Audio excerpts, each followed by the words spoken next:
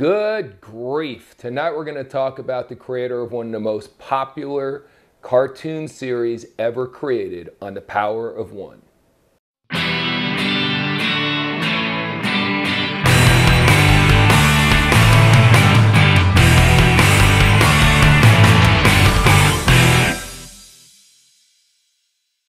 As the Christmas season is upon us again, I look very forward to watching the Charlie Brown special. I do it every year, don't you?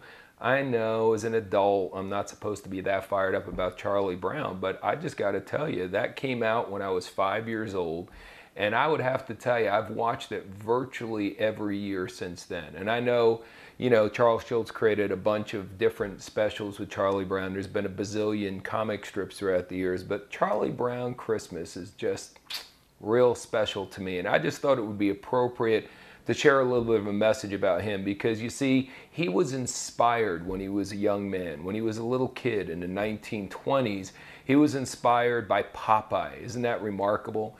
I'm sure the gentleman who created the Popeye strip never realized he was going to inspire other children to become great artists, because now Peanuts, Charlie Brown, or as it was originally called, Lil Folks, has been around for well over 50 years. Charles Schulz passed away in the year 2000, so he's been gone for almost 12 years, but his characters still live on and on and on, and obviously there's no end in sight. So once again, it boils down to, are you passionate about something? Here's a young man who was excited about drawing cartoon characters. He was excited about reading them and he wanted to draw them. Now, so many people, as my daughter right now is looking into going to college, my oldest daughter, I can't believe I have a daughter ready to go to college. That's crazy to me. But, we sat down the other day and talked about, what do you think you want to do with your life? And I know it's hard to figure out at 16 or 17 or 18 what you want to do with your life.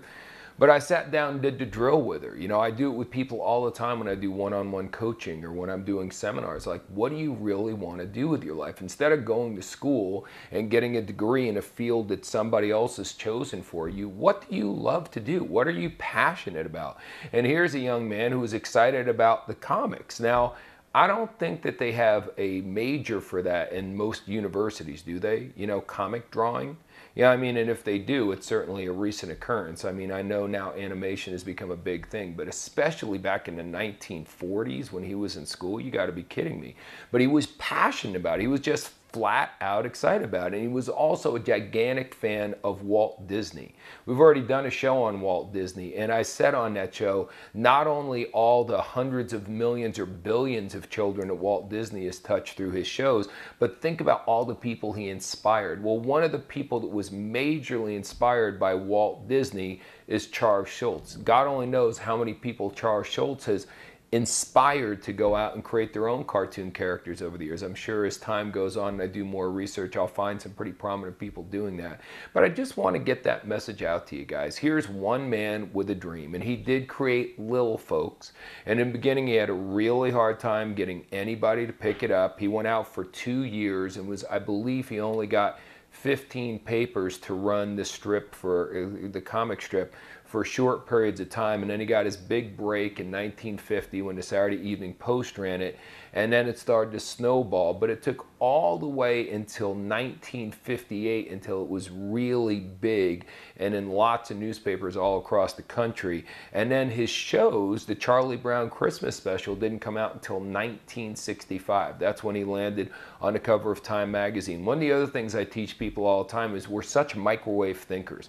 We all want to put in minimal effort and get back maximum results when we want to happen overnight. You can't microwave success. See, because Charles Schulz was doing something he was passionate about, he wasn't in a big hurry to be super rich or to be super famous. He was thrilled being able to do what he loved to do every day. And it took a while. I love the book Tipping Point by Malcolm Gladwell. What creates that tipping point where all of a sudden, what happened where 8 or 10 years after he created Lil Folks, which was turned into Peanuts later. He didn't choose that name, by the way. He didn't like that name. I never really understood Peanuts. I never understood why it wasn't called Charlie Brown. He's kind of the central figure. How is Snoopy Peanut? Is Snoopy's name Peanut? I don't understand. I don't think Charles Schulz understood, but the reality is, needless to say, it caught on. And I'm just goofing around with you. But the point I'm trying to make is, It took a while to get that critical mass, to get the tipping point, but he loved what he was doing. It reminds me of the gentleman who I met very recently. Some of you know Gary Vaynerchuk. He's one of the top online marketers in the world. He started with a video blog where his mom and dad owned a wine restaurant, and he was just there. You know, he would take some of the wine with a simple camera like we're using here, and he would drink the wine and spit it into a bucket. If it was terrible, he'd say it was terrible. If it was good, he would say it was good. Even though they were selling it upstairs in his mom and dad's liquor store, if he didn't like it, he would tell people he didn't like it, which is pretty funny. He's very authentic. Long story short, he was doing that blog, I forget how long, but well over a year with virtually no viewers. Then all of a sudden, if a couple people told a couple people told a couple people, we all know how things go viral now. And now, whew, not only is that show amazingly popular, but now he is one of the most in-demand speakers and consultants in the entire business world, not just for the internet, because he was passionate about doing something he loved. So shifting back to Charles Schulz, he loved cartoons. He was able to draw those cartoons. And then, of course, when the critical mass did come, and it was in comic strips all over the country and eventually all over the world, and he did get the TV shows, yes, then fame and a fortune came along with it. But I gotta believe, without being able to sit here and talk to Mr. Schulz, that that was not the key point. The key point was he loved doing what he was doing. He had a blessed life because he was drawing his beloved cartoons for a living. So my question to you is, what are you passionate about? And do you have the guts, like Charles Schulz, to go out there and take a crack? What's the worst thing that could have happened? He tried it and it failed. You know, who knew if people were going to like the show or not? And it's so funny, all the most creative people in the world, if you listen to their stories, they'll all tell you there was a point where they doubted themselves. They didn't know if it would really work. Maybe they got off to a rough start. Remember the TV show Seinfeld? Kind of popular show. The first year it almost got canceled. It's so funny. Creativity is not an easy game. You've got to have thick skin. You got to be willing to put it out on the line and not know if anyone's going to like it or not. And critics love to sit there and bash. I hate critics, by the way. Critics don't do anything except criticize other people. Shouldn't you have had to be really good in the field you're criticizing people in? If you're going to criticize TV shows, shouldn't you have had to have a hit show? Like maybe Jerry Seinfeld should become a critic, but he would never become a critic because he doesn't think that way. He's not a negative thinker. Okay, that's another side note. I'm going off on lots of side notes on this show, but I'm going to get back. Good grief, right? Good grief. What are you talking about, Mark? I love Charlie Brown. The thing about Charlie Brown is he's one of the most depressed characters in the world. He's one of those flawed heroes that we just have to watch. There's something hilarious about watching Lucy pull that football out away from him over, and I could watch that zillions of times and it's still funny. And once again, I think we can all relate to him. I think he's a flawed character. He's an unconfident person. But the bottom line is we all root for him to live a better life. And I don't know that actually in any of the cartoons or any of the shows, he really ever does end up being super happy.